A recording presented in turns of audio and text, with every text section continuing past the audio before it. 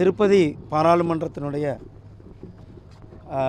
பாரதிய ஜனதா கட்சியினுடைய வேட்பாளர் திரு வரப்பிரசாத் ராவ்ஜி அவர்களுடைய வேட்புமனு இன்றைக்கு தாக்கல் செய்யப்பட்டிருக்கிறது. மாண்புமிகு பிரதமர் திரு நரேந்திர மோடிஜி அவர்கள், மரியாதைக்குரிய திரு அமித்ஷாஜி அவர்கள், மரியாதைக்குரிய திரு நட்டாஜி அவர்களுடைய ஆசியோடு, மரியாதைக்குரிய திரு சந்திரபாபு நாயுடுஜி அவர்கள், மரியாதைக்குரிய திரு பவல் கல்யாண்ஜி அவர்களுடைய ஆசீர்வாதத்தோடு இன்றைக்கு தேசிய ஜனநாயக கூட்டணியினுடைய வேட்பாளராக நம்மளுடைய வரப்பிரசாத் ராவ்ஜி அவர்கள் மூத்த ஐஏஎஸ் அதிகாரி, தமிழ்நாட்டில் ஐஏஎஸ் அதிகாரியாக பணிபுரிந்து அவர் ஏற்கனவே திருப்பதியில் 2014 19 வரலும் இங்கு பாராளுமன்ற உறுப்பினராக மக்களுக்கு சேவையாற்றியவர். இப்போ இதே பாராளுமன்றத்துக்குள்ளே அவர் எம்எல்ஏவாக இருந்து கொண்டு மக்களுக்கு தொடர்ந்து தன்னுடைய சேவைகளை கிட்டத்தட்ட அவர் ஐஏஎஸ் ஆஃபீஸராகி இப்போ எம்பி எம்எல்ஏ கிட்டத்தட்ட ஒரு 45-50 ஆண்டுகள் பொது வாழ்க்கையில் அவர் தன்னை அர்ப்பணித்து கொண்டிருக்கிறார். அவர் மக்களுக்காகவே வாழ்ந்து கொண்டிருக்கிறார்.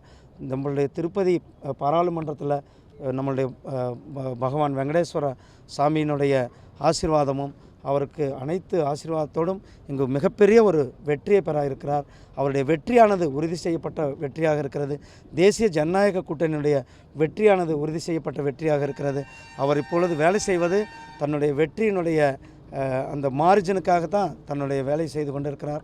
அவருடைய வெற்றியானது மிகப்பெரிய ஒரு வரலாற்று சிறப்புமிக்க வெற்றியாக இந்த வெற்றி இருக்க போகிறது. And a senior leader from Congress party, he can't tell like this.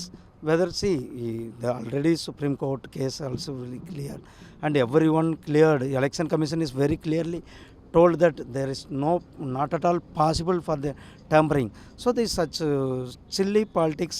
Rahul Gandhi can't do like this. Might be he is in losing fear in Wayanad. Already he lost in Amedi. Now he is going to lose in Wayanad. So that fear he is mentioning like this type of comments. Sir, is this a cakewalk for you to win the?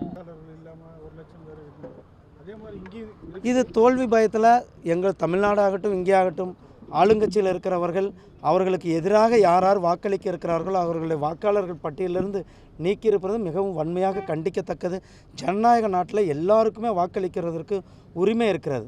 அப்படி அந்த தோல்வி இது எல்லாமே கூட தோல்வி பயத்தில் பாருங்கள், அங்கே திமுக, இங்கே ஒய்எஸ்ஆர்சிபி, இவர்கள் எல்லாம் தோல்வி பயத்தில் அங்கே இருக்கிற வாக்காளர்கள் நடுநிலை வாக்காளர்களை வாக்காளர் பட்டியலிருந்து நீக்கிறது.